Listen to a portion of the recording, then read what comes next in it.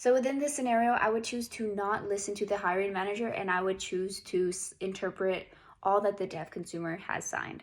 Um, the CPC would support this based off of professionalism by rendering the message faithfully. Not only professionalism, but respect for the consumer as well. Not only rendering the message faithfully, but rendering it accordingly.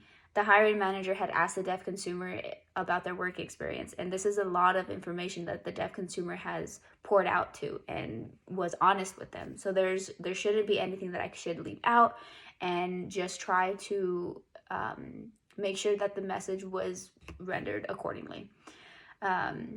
Although the hiring manager would feel annoyed that I didn't summarize it, the deaf consumer would feel pleased that I didn't leave anything out into this message, knowing that I want the best for this whole scenario in this interview. An action that I could take beforehand would be to pre-conference. I would arrive early to the interview, and I would introduce myself to the hiring manager. Ask them if this is the first time they have been encountered with a deaf consumer, with an interpreter, and let them know my role. That my role is to be a voice and to not let any information slip, and that if I would have any questions or anything, I would let him know, and that we were all on the same page. Something that I can refer to him is to look at the Code of Professional Conduct that we follow. I would let him know about the National Association of the Deaf, and I would let him know that it's all online and that he could look it up and see from his point of view what we follow, what interpreters follow, and what our guidelines are. Because of this, it would help the hearing consumer. Let them see an insight of what we have to deal with. Let them know our guidelines. Let them know that there is just not just one.